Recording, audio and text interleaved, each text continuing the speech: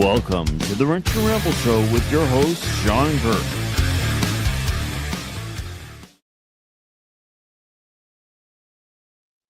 All right, so we're live. What's up tonight here? What's up, guys? Sorry we're running a little late. I had to grab some supper. We had some technical difficulties with the cameras, and And I'm on the road, and so we're doing this kind of makeshift out of a hotel room right now for tonight. So anything new and exciting this week, Sean? Not really. I mean, I'm waiting for it to get cold out. It was like 90-some degrees, so pretty much every video that I made in the shop, I was dripping sweat. So if you wonder why all the shirts have wet spots on them, it's because I'm literally in a sauna when I'm shooting the videos. Yeah, we're upper 40s where we're at right now. And I should have uploaded some pictures. We got some great pictures of Mount Rushmore and in the mountains in Utah on the scenic views, sites that you pull off on the road, hon. And there's some fantastic shots, I know. Views, sites that you pull off on the. Yeah, no, that sounds fun. Did you go to Deadwood and all those places? We did not. We're gonna skip those, and we got a lot to do. So I'm just gonna be getting back home so that we can get back to work and get moving on. And we've got obviously a first auction closing out this week that we have to deal with and get the items distributed out, and just have a lot of stuff to work on when I get home. So, anyways, so should we go ahead and dive in and do our first video? Yeah, you got the tool of the day. Which one is tool of the day? I didn't actually watch them. The red mower.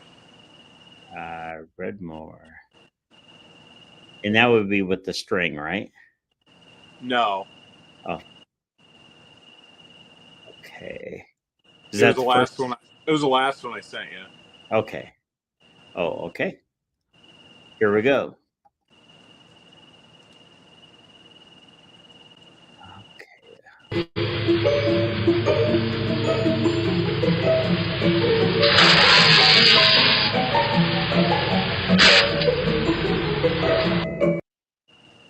Nice. Can we get more tips on that, Sean?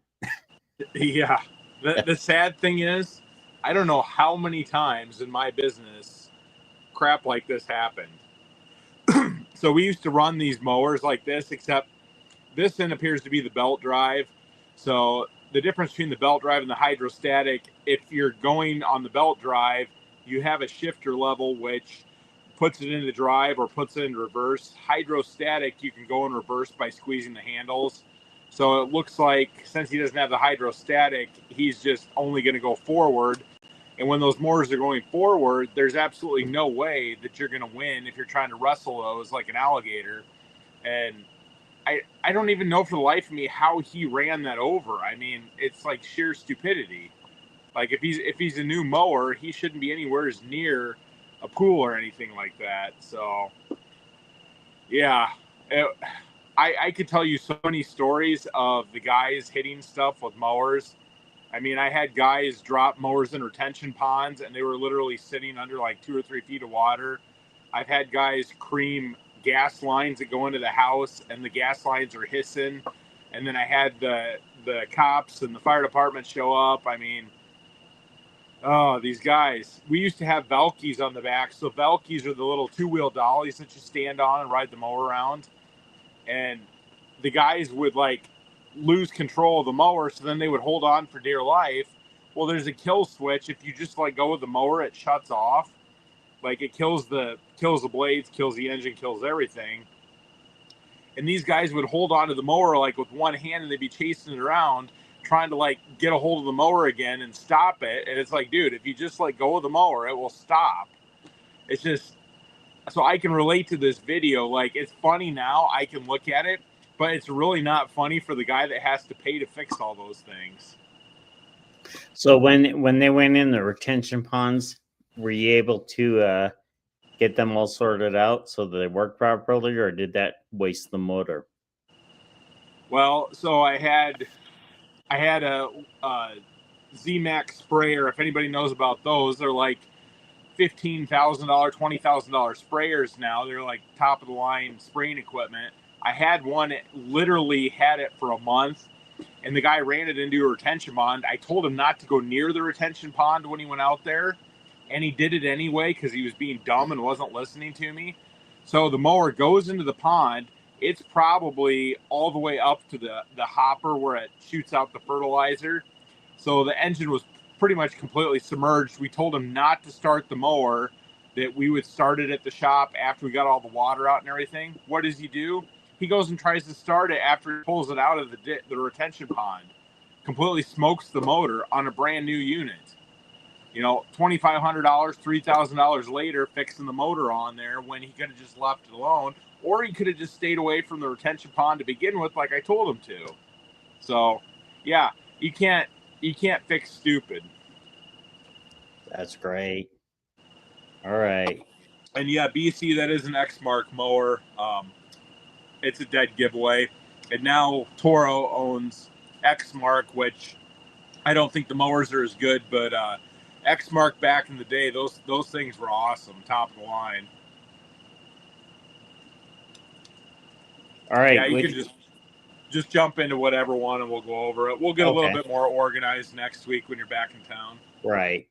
So, yeah, sorry, guys. All right.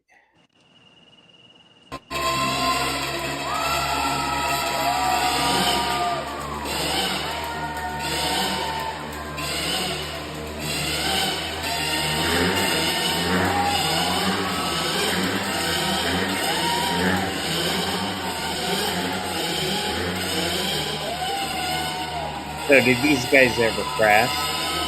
No. So this was actually the circus that was set up at the mall.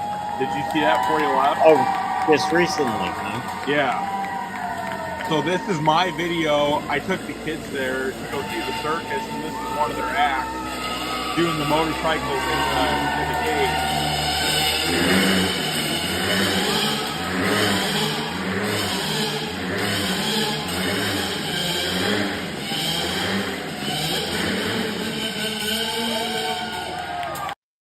It was actually pretty sweet. I've seen it before. We went to somewhere up in the Dells. They had one of those things, but it's cool just to watch it because one wrong move, if your timing's off or something, that's just like a major collision. And they're going pretty fast in there too. Yeah, I've seen that routine before too, and it is fantastic. It's surprising that tent at the mall that you went to. That seemed like a pretty small tent to be able to get all that stuff in there. It was actually pretty big inside. I was surprised when I got in there. I was like, man, this is pretty cool. The kids talked me into going. I'm like, I think this is going to be like dorky and cheesy. You know what I mean? It's like, that's what I thought when I seen it. You know where we're at when they have like petting zoos or like animals? It's usually like a goat and like maybe like just something stupid like that. That it's like, ooh, look at the lop-eared bunny. You know what I mean? You want to feed him a carrot? It's like I drove past it and I was thinking the same thing. I thought, oh, this is gonna be good. That's usually how it is. There wasn't any animals in this, but I mean, they did like tightrope walks. And the top of that tent, it was probably 4 stories tall. Like it was high up. If you fell, like you were toast. Yeah. Wow. Yeah. So Jeff says those John Deere walk behind mowers like that. Yes, the belt drive can be sketchy to go and stop, but Skag Hydro walk behind Hydro. I've had to try to get away just doing the service work on them. Yeah, I did enough mower fixing back in my day with the business that I don't even work on the 0-turn mowers or the big walk behinds like that anymore. It's just a lot, especially in my shop. I've got like a small repair area, and I mean, I could hold probably 3 or 4 mowers in there, but I don't want to clog up my system. I like doing the handheld stuff. I can throw it on my bench. I don't have to crawl around on the ground. And yeah, the hydro mowers, I mean, there's more to it than people think. I mean, troubleshooting and stuff, doing adjustments on there.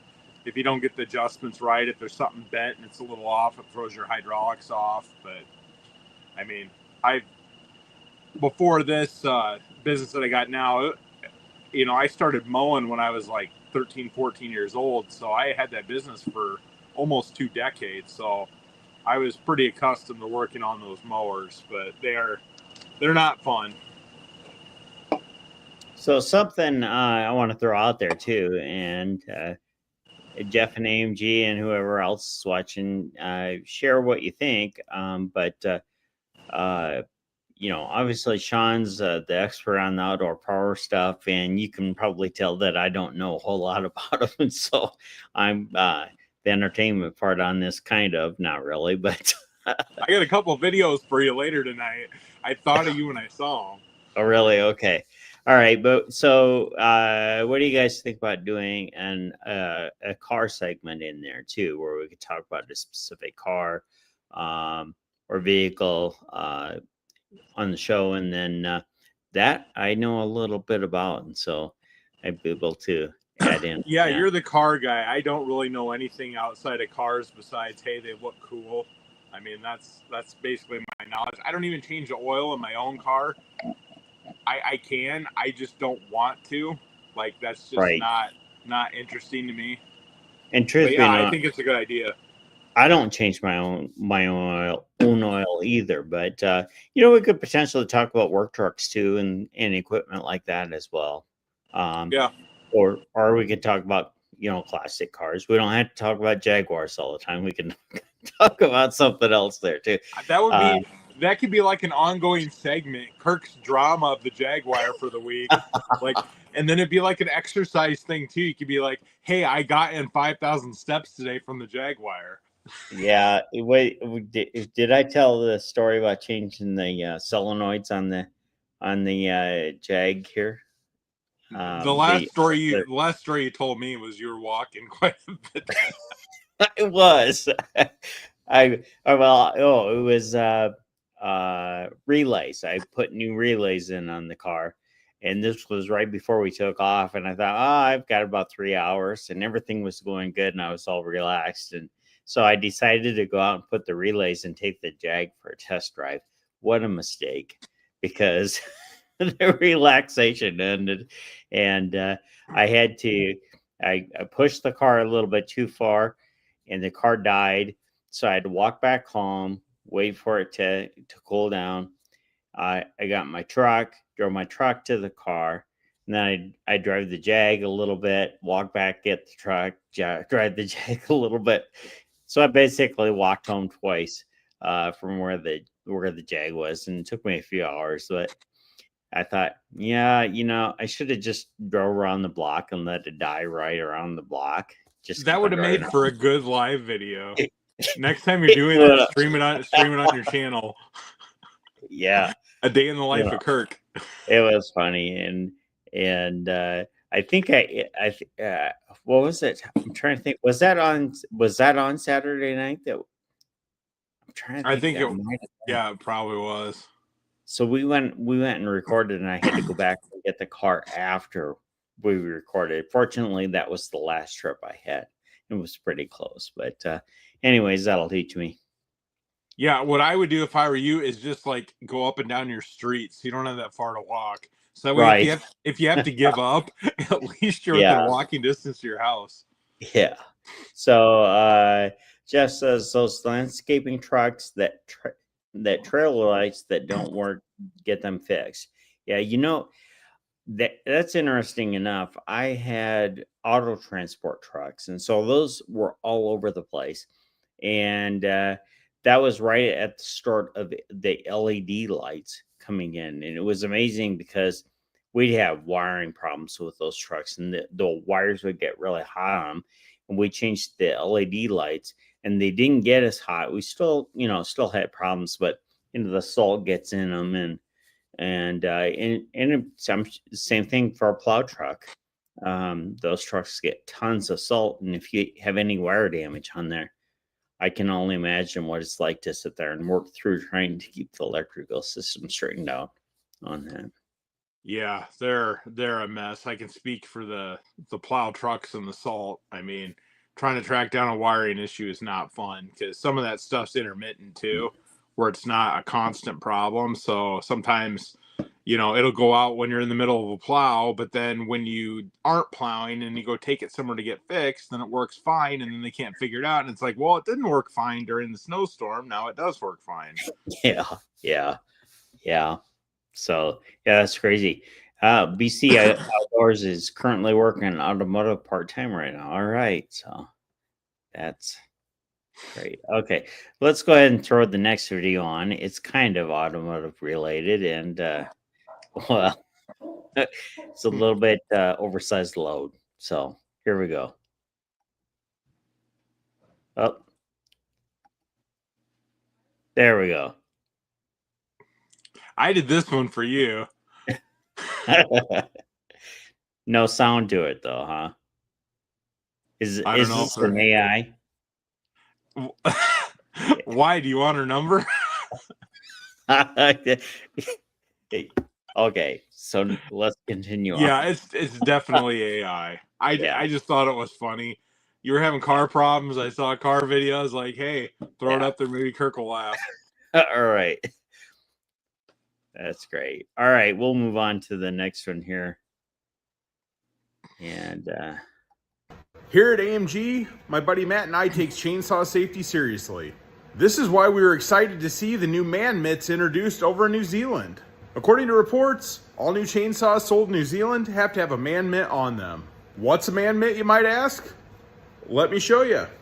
First, we have the traditional rugged look. Then, of course, the most popular design for manly arborists, the rainbow. And of course, for the toughest of arborists, we have the purple with the white polka dots. And not to leave the softer manly men out, we have the pink. And of course, if you want to step up your game, add the unicorn to your glove for more protection. As a safety advocate, I can't wait till we start seeing these mitts on saws in the United States. So what's your favorite design? Drop a comment down below and let me know what you think. So is this a legit thing, the man mitt? Or this is a completely legitimate thing. So in New Zealand, I was reading about this.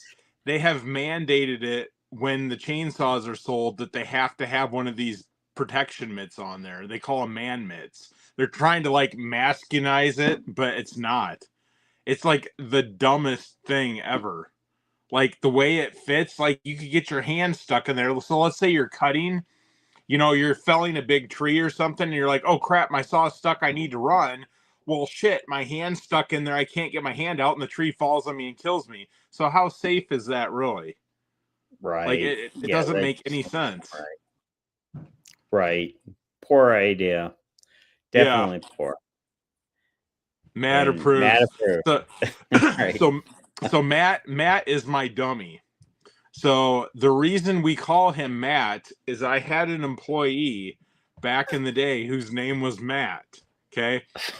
This employee, his last day of work, because I was literally going to get rid of the guy, we were like moving boulders and stuff around, and like he could not take a simple instruction at all.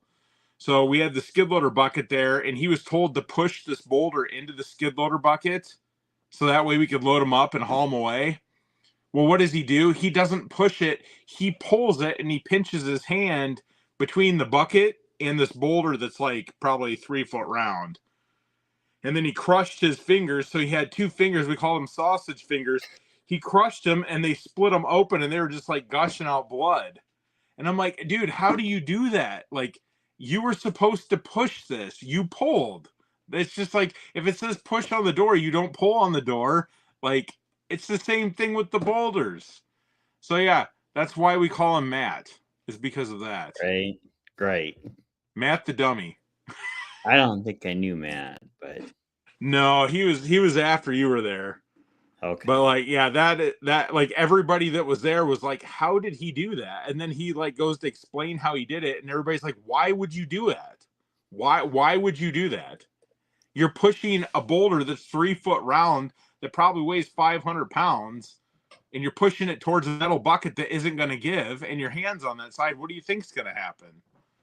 Yeah. So that was his last day then, huh? Yeah. Yeah. He was horrible. Like, he screwed stuff up all the time. He was a liability. And we were like, at the end of today, we're just going to let him go because he's just such a horrible employee. He can't do anything. He's just an idiot. And, well, there you go. He went out with a bang. All right. So let's roll with the next one.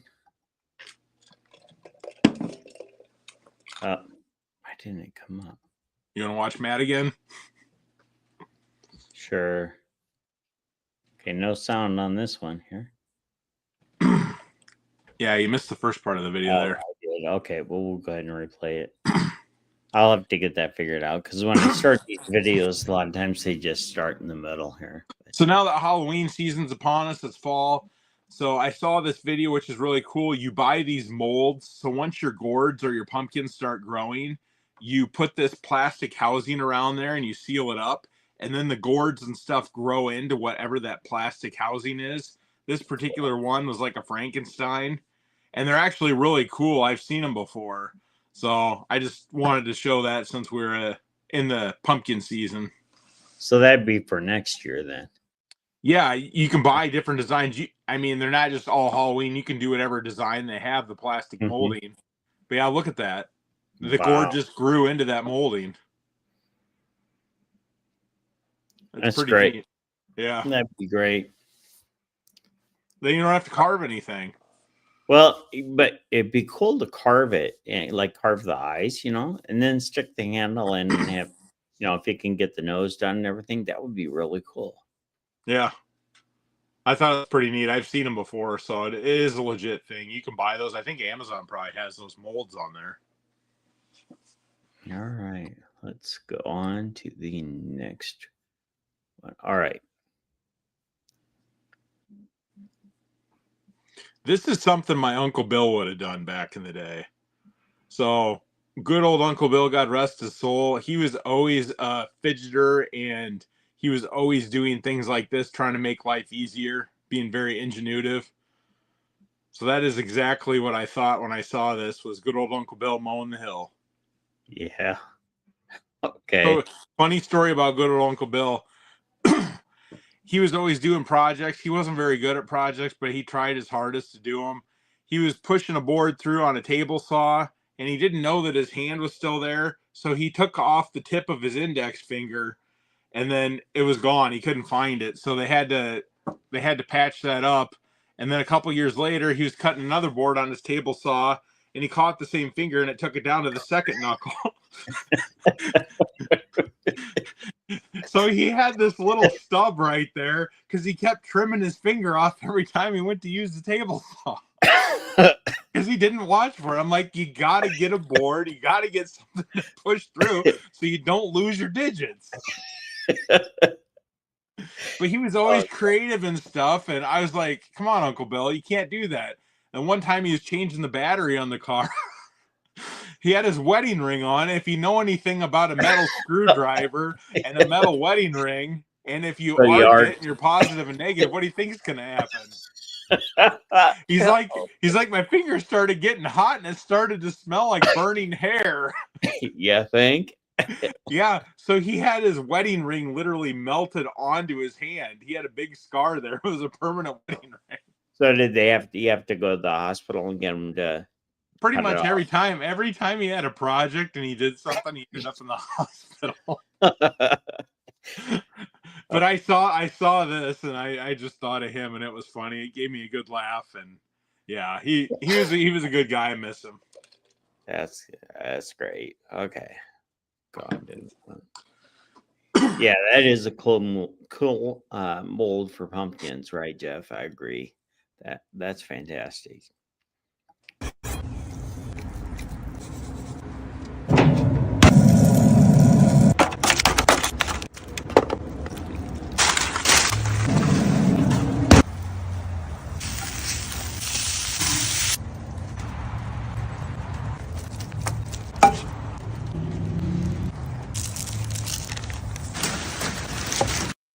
Doesn't that look amazing? does. So are you doing that with your new grill in the backyard? So I've got the smoker. I've used it a few times, but he's got a Weber grill in here. I've got a Weber grill too. And I'm going to tell you right now, if you guys ever need to buy a grill, buy a Weber grill. It's the best thing ever. So I bought this grill probably 12 or 15 years ago, and it's still running solid. When I first got my house, we got a grill at the store, and I used it for one season. The next season, it just went to crap. It wasn't working, so I got a new grill. Same thing happened. Didn't work. And then I ended up buying the Weber grill, my third or fourth grill, and we've had it ever since. Never had an issue with it. Always starts. I mean, I just repair the, maintenance stuff on it, like the new, the grilling surface and stuff. But that thing is solid, 100%. Best grill I've ever bought. 100% worth the money. I mean, it costs more than some of these other brands, but yeah, it makes amazing food. I do a lot of cooking with it. Yeah, they definitely are better grill, and I mean those things rust out. Most of them rust out so fast, especially around here, where you get the elements and everything, and they're just junk. But it seems like the Webers do hold up a lot better. So oh yeah, I will speak for that because I'm hard on my stuff and I use it a lot, and that grill is a beast and it can stand up, and we leave it outside. I throw a cover on it in the wintertime, but yeah, it does not have an issue. Starts every time. cool. Okay.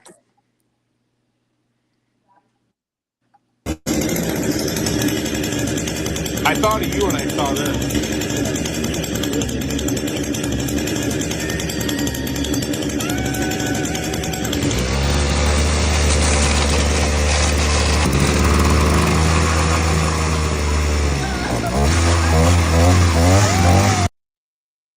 I figured you could handle that one, couldn't you? Yeah, I don't think so. I probably lose the mop off the end of it. That'd be a great Mother's Day thing for your wife, or something like that. I mean, that's like an awesome gift, and if they don't want it, you can always convert it back to a trimmer. That would be a great deal. Yep. Yeah. I wouldn't run it inside with the gas and stuff. I'd probably get them a battery powered one, but yeah, needless to say, I mean that thing would scrub some floors. It might end up burning through some floors too. Put enough water on it, it's not going to burn. Yeah, the new Still floor cleaner. Hey, they're coming out with all sorts of stuff. Why not a mop? Right. Okay. Let's do it this way here. Let's try it this way and see if we get better results.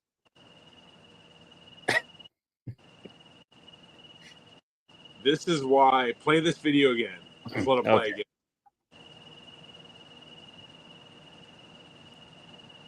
This is why, as soon as a tree starts falling, you run away from it. You don't stand there and watch. You don't know which way that's going to go. Sometimes, no matter how you cut that tree, it falls the opposite way because you've got that canopy up on top, and it might be counterweighted a different direction than you think it is. Something might shift or bust or snap or snag. You run as soon as you're cutting that puppy. You don't stand there and look at it like an idiot. I mean, that guy's lucky he has his teeth. Well, how do you know? Maybe he doesn't. Maybe he doesn't. But yeah, I bet he has to change his pants after that one because getting smacked in the face with that is a lot. Yeah. So Chris says smoker grill made out of an old 200-gallon propane tank is what I used for years with the charcoal and oak wood. Sounds like a good plan. Yeah, there's all sorts of stuff out there. It's fun to smoke stuff. I really enjoy the smoking side of things, but it's hard. I don't get a lot of time to do it, but I used to do brisket and ribs and all sorts of good stuff. So yeah, it's definitely fun.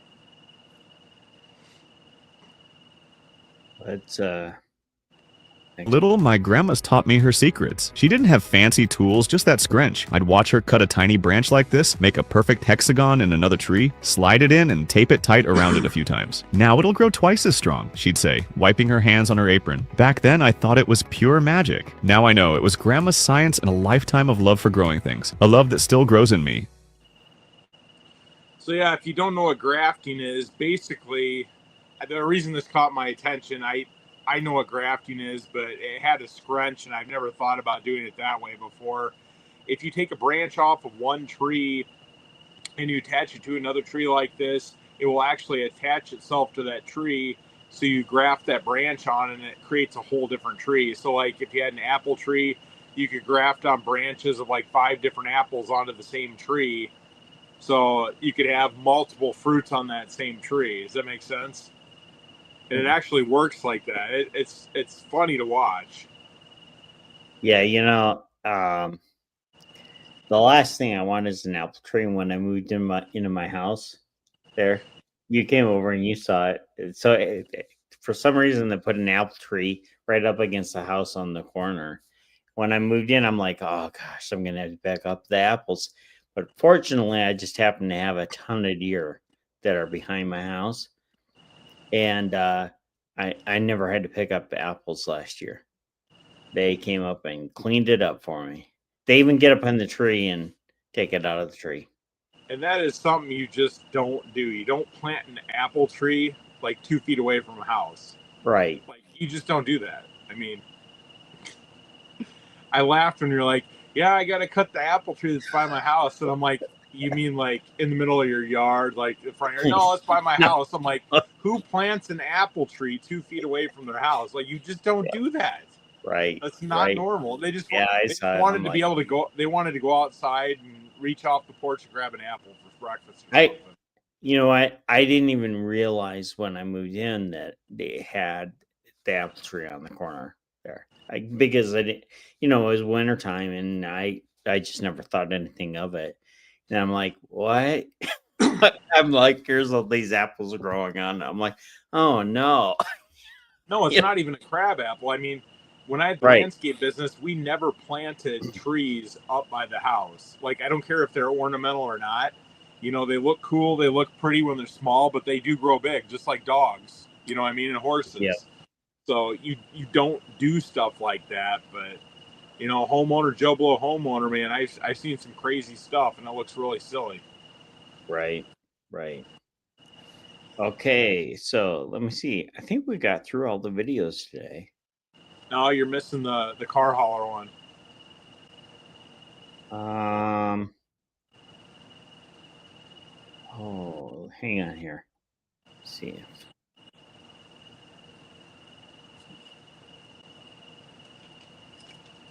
I picked the car hauler one out for you.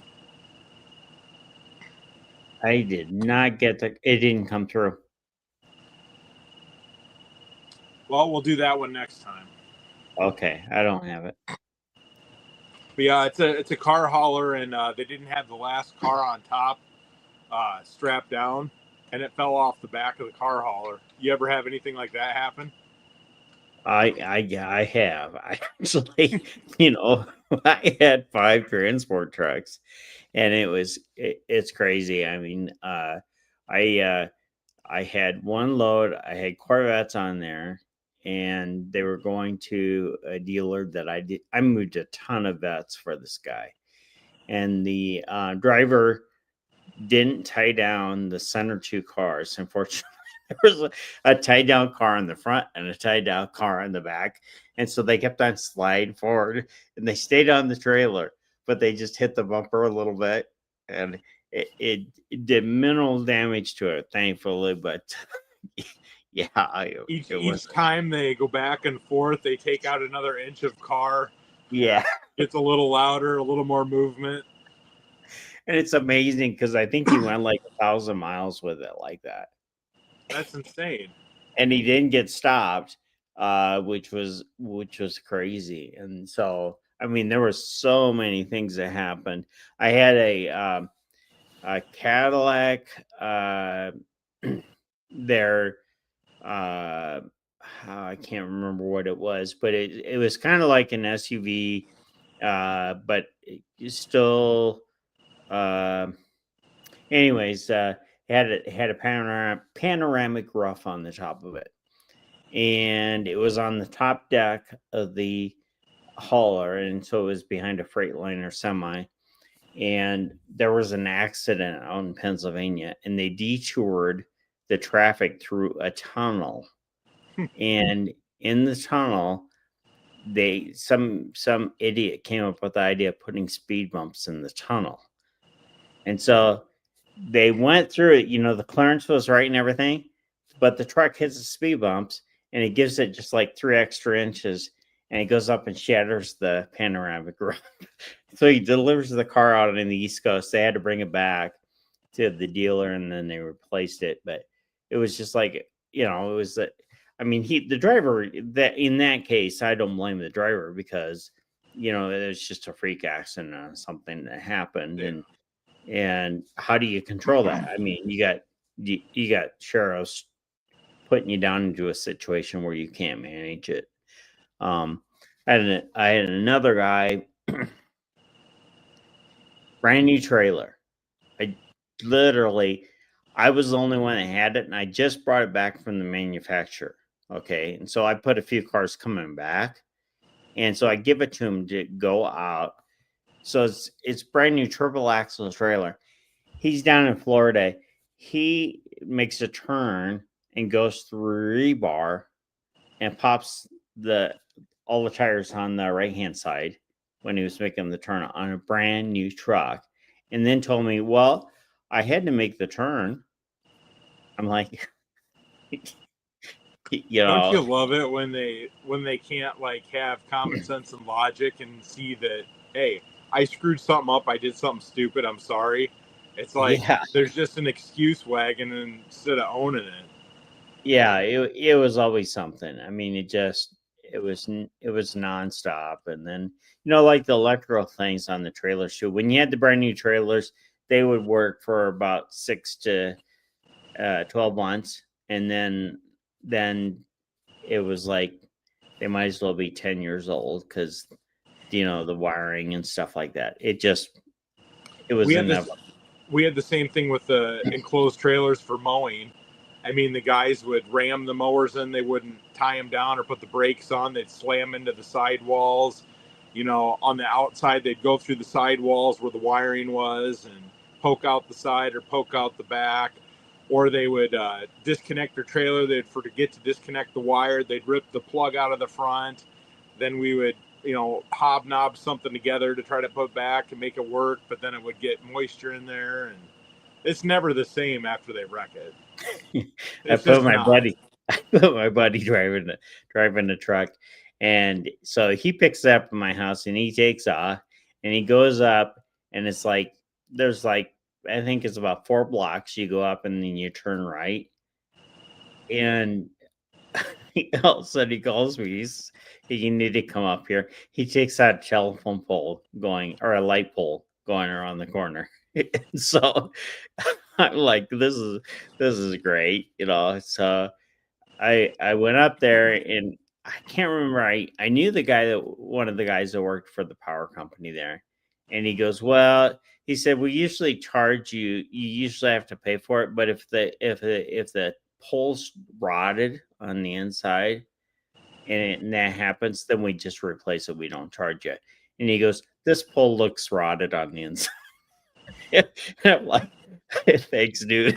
Yeah, but you still got damaged your vehicle. Actually, there was no damage to the vehicle. Really? Yeah, the pole landed on top of the trailer. Wow. I didn't do anything. It was just like, oh my gosh, yeah. Did they have airbag suspension?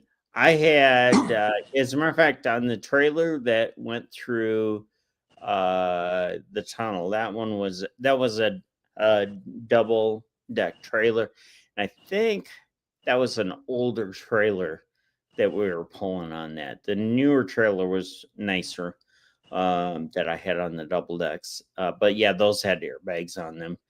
I had one trailer that was a 3-car 53-foot long trailer, and it had dualies on double axle dualies, and it was on this big huge rail, and so it ran hydraulic with a PTO, and so you'd hit the button and it'd sit there and it dropped the whole trailer down and the whole wheel shaft would move forward. It was just the coolest thing, except for it really sucked when you had that thing tweaked. And so you know, that shaft, and then you're out there and you can't get it all the way back to race the trail all the way up. I bet those were fun in the snow when it was Oh cold. my You had God. ice and crap packed in there. It was such a cool trailer because, like, you know, when I had my Ferrari, you could drive that right up on it, and it was smooth driving up. So you could put anything on there with ground clearance and get it right up on there. But man, you know, trying to keep that thing going, and then it would. I remember we just had so many hydraulic issues with that, and then it just was a constant battle with that. But it was if I had one of those brand new, it'd be just the bomb. But you couldn't let anybody drive it. You'd have to run it yourself, and you have to put it inside, store it inside, clean it all off. You know, be like, you know, driving a plow truck. You can't have the salt and crap all over it. You just have to take care of it. But I had a brand new Ford F-250 truck, and I had maybe 5,000 miles on it. I had one of my employees take it to go pick something up with the trailer. He pulled into a parking lot, and he couldn't figure out how to back it up, even though he had been trained on how to back stuff up. Jackknifed it into the one side, pulled out of it, and then jackknifed into the other side. And I'm like, you idiot. If you can't figure it out, stop. Don't try to do it. Just stop. Like if you can't get out of the situation, call somebody. It's like, and we even showed him how to do it, and we trained him for several days. so I think it was like 2004 or something. I went down. I bought in Florida, down in pretty close to Miami, a GMC 4500 truck, right? Yep. And you know, it was the fiberglass bodied ones. I think they were Kodiak, or I can't remember, but Yeah. and somebody had put a sleeper on it, which was cool for that size of truck to have a sleeper on it. And so, super nice truck. It was very nice. And we put a 3-car 53-foot trailer on there. And the driver that went through the rebar was driving that truck. And, you know, the sleeper's got like, you know, it's like aluminum or something sheets on the back there. He takes out the back of the sleeper with the trailer. I'm like, how did you do that? He's like, he did it on both sides. It's like there was a rip in it. And I'm like, doesn't that make you sick when that stuff happens? It's like, I understand accidents happen. To me, like, accident is, hey, you know, it's snowy and icy out, and I couldn't brake because my truck slipped. I hit a patch. Like, that's an accident. But it's not an accident when you do stupid stuff because you're not paying attention. Yeah, he quit on that when he came back on that, because I got really hot, and I'm like, where's your head? What are you thinking about? You know, how could you not know that you're jackknifed, right? All the way to get to the back of that trailer or that truck. I mean, you're practically got the truck turned around. And you've got mirrors on your truck. I'm like, if you look out your mirrors, you can see what's going on behind you. And he said, well, it was so tight, I had to do it to get the truck out of where it was. And I'm like, on. And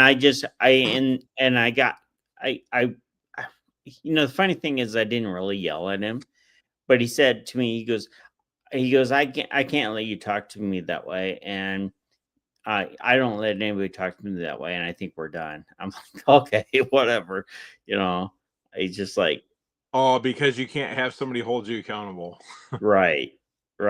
You know, so if they do it once, they're gonna do it again.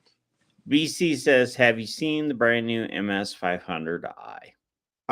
If you guys look on the channel, I made a video about that. Those pictures are the only ones that I could find anywhere. Steel has not given us anything at all, so I don't know any more than anybody else does. I put everything I knew into that short video that I had, which really isn't much. I got the pictures from a couple different sources, but there's really nothing out there. It's sort of a hush-hush thing, but they wanted to create some hype, so they did release some photos of it, and those are the photos that I got, and that's all I know right now. As soon as I get more information on it, I'll post it right away. But yeah, it's got like a blackout bar, says 100 years on it. The plastic shrouds and molding, those are like a gray, like sort of like a carbon fiber look with the black stripes.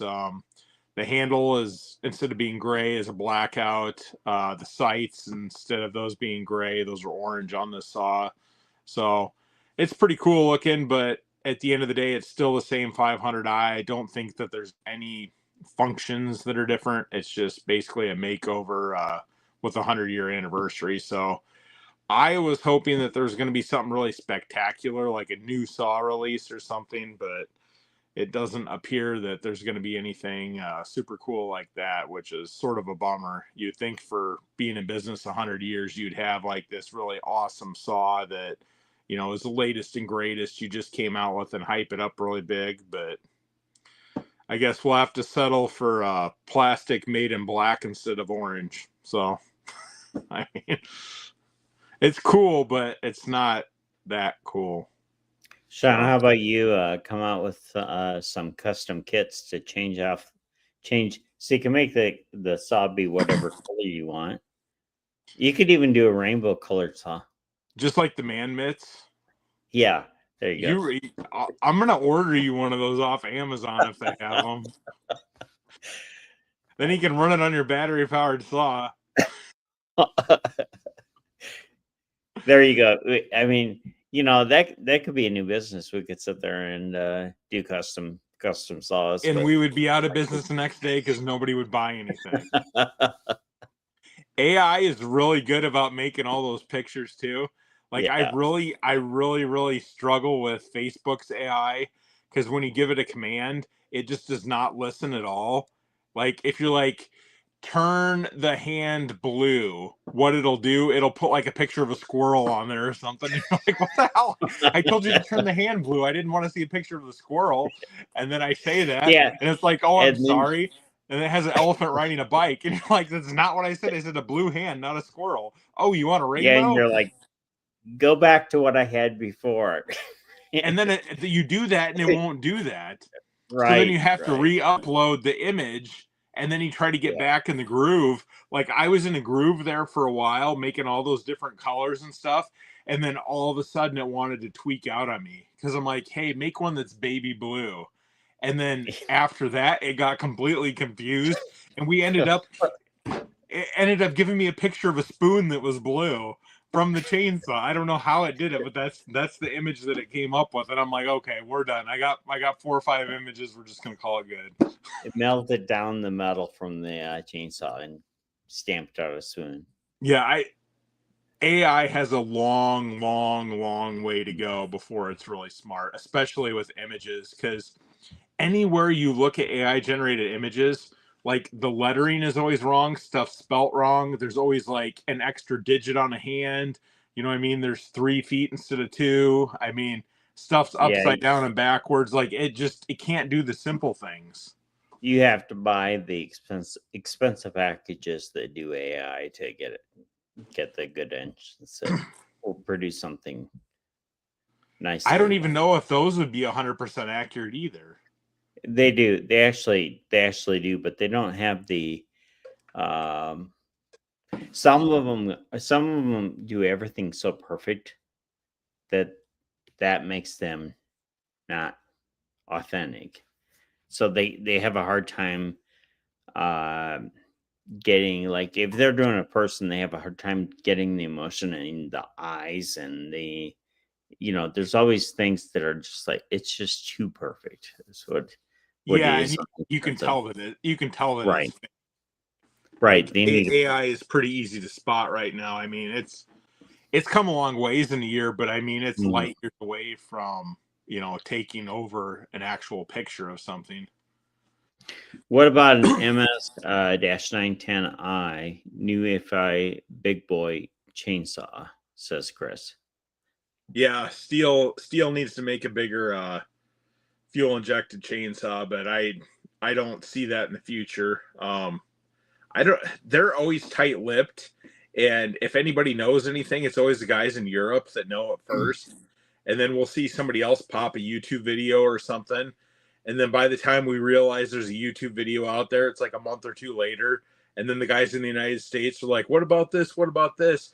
And then, all the steel reps are like, oh, I don't know anything about that. I can't talk about it. So then we just have to dig, and we have to get content and learn about the products from another dealer in another country, because nobody wants to say anything, which is sort of frustrating because, you think that as a dealer, we should know stuff, before the general public finds out about it or there's a video out there, I don't know. It's just me, but Why even is it?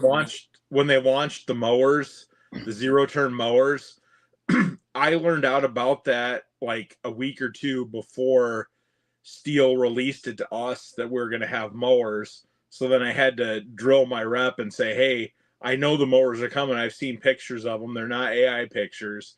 What's the deal with the mowers? And they're like so tight-lipped about it. I'm like, dude, you can't tell me they're not coming because I've seen them coming. I've seen people snap pictures of them.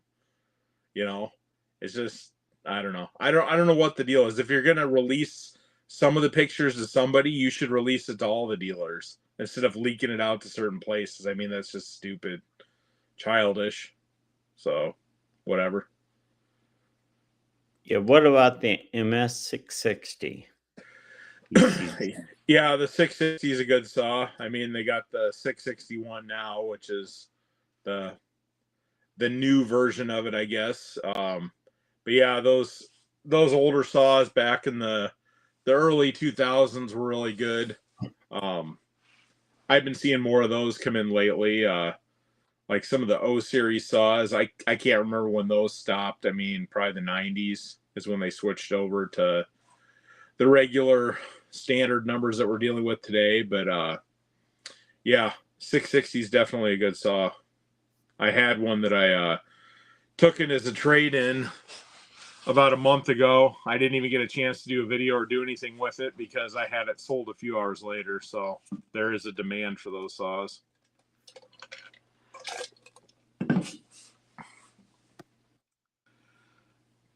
But yeah. So you guys got any questions for us at all about anything? We're going to be polishing this channel a little bit once Kurt gets back here, get a little bit more organization. So just trying to figure out all of our fancy equipment that we got and how it works.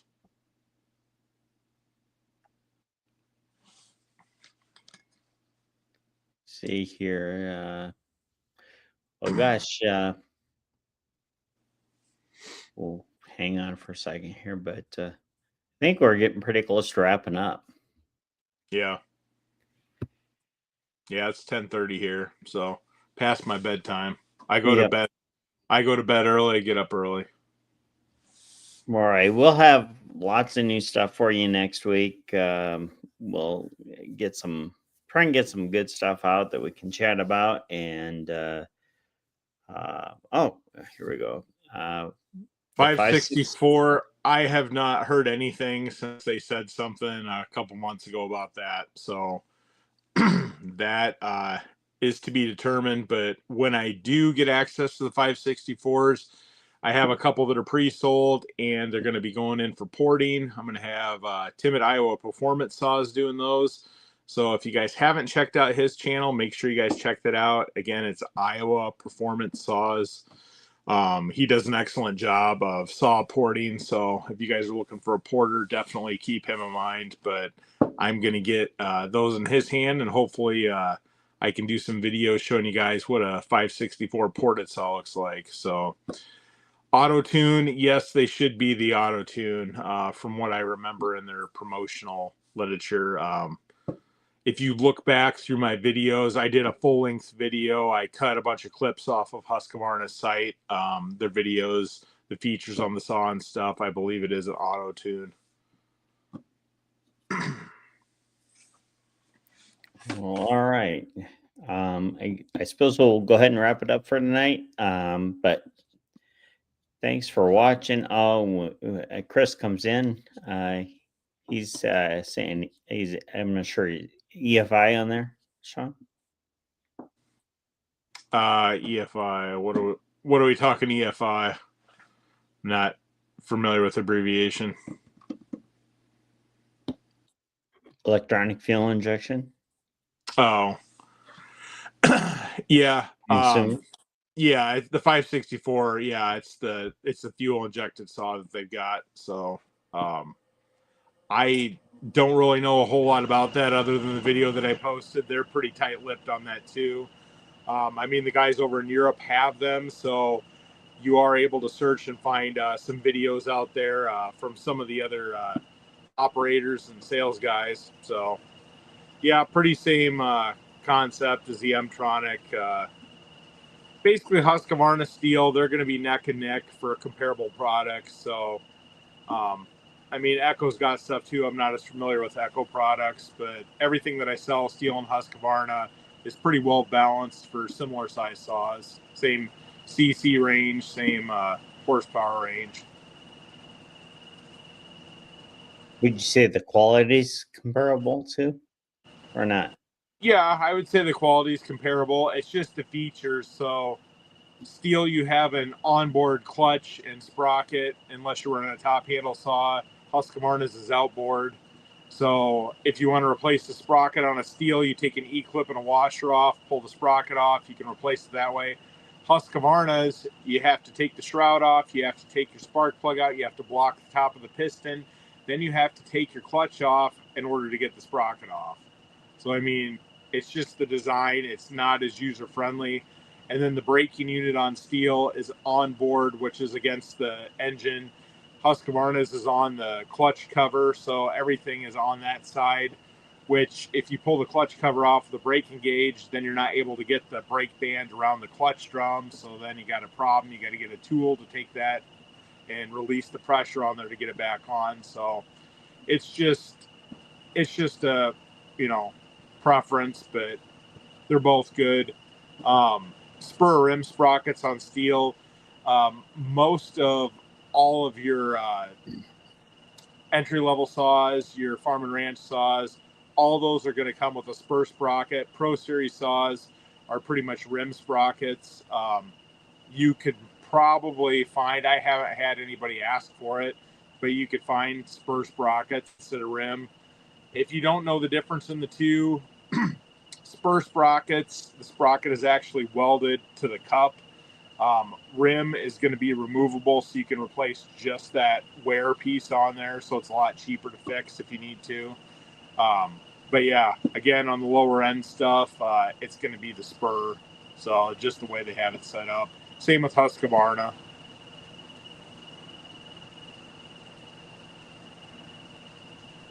All right. Well, I suppose that wraps it up for tonight. And thanks again for watching, guys. We appreciate you for doing that. And we hope you'll join us next week. And we'll be back with lots of new stuff. And we'll try and be a little bit more organized next week with our content and a little bit more prepared. And I appreciate you having patience with us tonight, or with me, I guess, since I'm the one on the road and was doing that. But anyways, thanks for watching. Yep. Have a good night, guys. Thanks for tuning in.